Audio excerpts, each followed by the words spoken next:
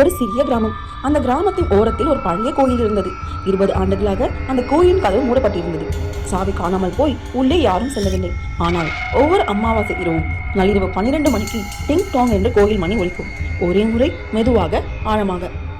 அடுத்த நாள் காலையில் மக்கள் பார்த்தது கோயிலின் உள்ளே பாதம் பதிந்த தடங்கள், காலணி இல்லாத தடங்கள், புதிது, ஈரமாக. ஆனால் அருகில் தண்ணீர் இல்லை. ஒரு அமாவாசை இரவு 10 வயது சிறுவன் அர்ஜுன் தூங்க முடியாமல் விழுத்திருந்தான். நள்ளிரவில் டிங் டாங் என்று மணி மீண்டும் ஒலித்தது. பயம் மற்றும் ஆர்வம் இரண்டும் சேர்ந்து அவன் கோயில் பக்கம் நடந்தான். கதவு இன்னும் பூட்டப்பட்டிருந்தது. ஆனால் உள்ளே மணி அசைந்தது. தரையில் பாத தடங்கள் உருவானது.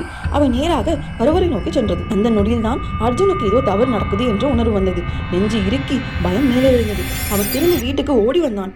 அடுத்த நாள் காலை அர்ஜுன் சொன்னதை கேட்டதும் கோயில் பூசாரி அமைதியானார். பிறகு மெதுவாக சொன்னார், இந்த கோயில் திறந்திருந்த காலத்தில் ஒரு சிறு கோயில் பையன் இருந்தான். ஒவ்வொரு இரவும் மணியை அவன்தான் அடிப்பான். ஒரு அமாவாசை இரவில் அந்த பையன் காணாம போயிட்டான். தேடினோம், கண்டுபிடிக்க முடியல. காலப்போக்கில் நாம் எல்லோரும் அவனை மறந்துவிட்டோம் என்று கூறினார். அந்த இரவு கிராமம் முழுக்க உள்ள மக்கள் கோயிலை திறந்து அந்த கோயில் முன்னால் கூடினார்கள். விளக்குகள் ஏற்றினார்கள், மந்திரங்கள் சொன்னார்கள். அந்த பையனின் பெயரை முதல் முறையாக மீண்டும் உச்சரித்தார்கள்.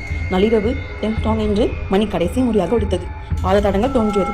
பின்பு மெதுவாக மறைந்தது. அந்த நாளுக்கு பிறகு மணி ஒலிக்கவே இல்லை, பாததடங்களும் இல்லை.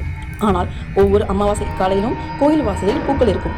சில ஆவிகள் பயமுறுத்த வராது, நினைவில் வைத்துக் கொள்ள தான் காத்திருக்கும். இதுவே அர்ஜுனின் அமாவாசை ஸ்டோரி. வீடியோ பிடிச்சிருந்தா மறக்காம லைக் பண்ணி கமெண்ட் பண்ணி ஷேர் பண்ணுங்க. இது போன்ற மேலும் வீடியோக்கள் பார்க்கணும், சப்ஸ்கிரைப் பண்ணிக்கோங்க. இந்த வீடியோ பார்த்ததுக்கு நன்றி.